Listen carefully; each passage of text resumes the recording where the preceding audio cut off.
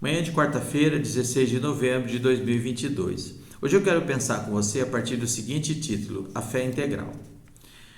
Paulo diz na segunda epístola a Timóteo, capítulo 4, verso 2: combati o bom combate, completei a carreira e guardei a fé. Nesse caso aqui, o sentido de fé para Paulo é todo o conjunto de fundamento da sua esperança, das suas convicções que ele se moveu e pregou. Mas quando nós olhamos para 1 de Pedro 3,15, Pedro diz assim, que nós devemos estar preparados para dar o fundamento da nossa esperança, da nossa fé, para aqueles que solicitam. E Hebreus 11:1 diz que fé é a certeza das coisas que se esperam e convicção daquilo que se não vê. Por que fé integral? Para trazer a ideia daquilo que é completo, daquilo que é inteiro ou pleno. Eu quero falar sobre 3 estágios da fé nesse sentido. O primeiro estágio da fé é aquele estágio em que nós podemos receber bênçãos, vitórias, conquistas, resultado, resposta de Deus. Não há nada de ilícito nisso. Nós temos um episódio em Lucas 17 que 10 leprosos foram ter com Jesus e os 10 foram curados. Porém, a Bíblia diz que só um voltou para agradecer e o Senhor Jesus disse que a tua fé te salvou. As pessoas podem não conhecer o conceito filosófico de utilitarismo e pragmatismo, mas tem muitas pessoas que a sua relação com as coisas de Deus se dá somente no primeiro estágio, que é uma fé voltada para um objetivo pessoal ou circunstancial. O segundo estágio da fé integral que eu quero destacar é aquele aspecto em que as pessoas praticam uma religião cristã, que elas conhecem o linguajar cristão, como perdão, misericórdia, amor, etc., mas na realidade elas não vivem esse conceito. Ela tem uma tradição, ela aceita isso como verdade, mas na hora de tomar as suas decisões e na hora das suas atitudes, elas vivem um dualismo. E essas pessoas não sabem ou não percebem que há uma dissonância entre o que ela professa e o que é verdade na vida dela. E o terceiro estágio é aquela da fé integral, é aquela pessoa que se preocupa em alinhar suas atitudes, seu pensamento com uma direção ou uma vontade de Deus. O apóstolo Paulo diz que nós devemos ter a mente de Cristo, ou seja, pensar como Ele. Então essas pessoas, elas estão preocupadas o que Jesus faria em determinada situação que eu me encontro. O que eu devo fazer como um cristão, como testemunho daquele a quem eu digo ser Senhor e aquele a quem eu professo. Então, nesse sentido, quando a minha fé se torna fé integral, não sou eu que sustento a minha fé como uma opinião religiosa, mas é o fundamento, são essas convicções que me sustentam.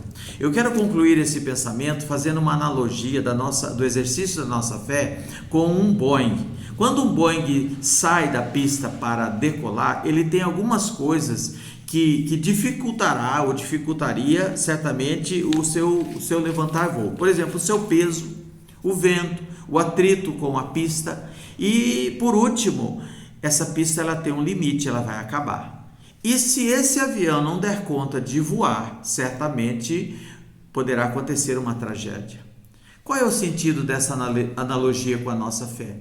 Quando nós iniciamos a carreira cristã, nós temos muitas dificuldades, a forma de pensar, os nossos hábitos, nossos conceitos, nosso meio social.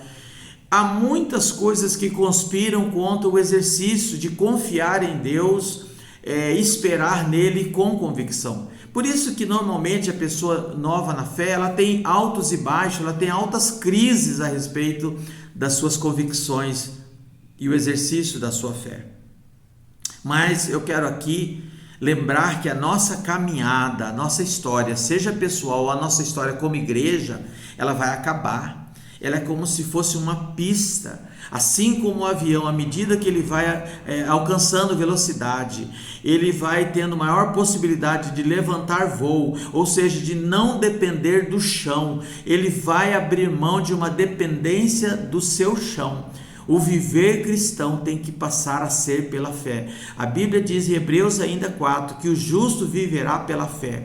A palavra do Senhor diz que o governo mundial está assumindo agora a direção dessa história e que nós como cristãos temos que nos desvencilhar não somente daquilo que o mundo pensa de verdade, de esperança, de convicção. Nós temos que passar a pensar como a Bíblia pensa, nós precisamos passar a pensar, esperar e confiar naquilo que Jesus prometeu, e isso é um exercício para que quando acabar essa história, seja ela pessoal ou seja a história da igreja, nós precisamos estar já confiante e com convicção que nós vamos voar para um outro estágio chamado eternidade, queridos.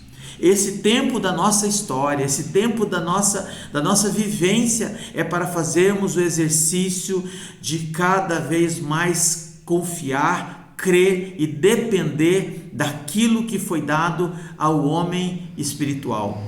Nós precisamos aprender a linguagem do reino dos céus, que tem que mudar a nossa mente, a nossa maneira de pensar, nossa maneira de ler, nossa maneira de esperar, treinar os nossos sentimentos para ter confiança naquele que é Senhor da história. E assim nós iremos, queridos, levantar voo como história. Quando tocar a trombeta, nós vamos ser levados às alturas.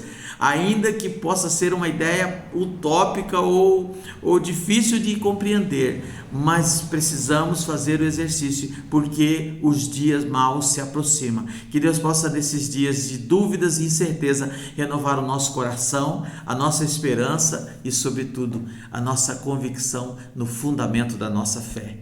Que Deus abençoe, queridos, fraternalmente em Cristo, pastor Ian.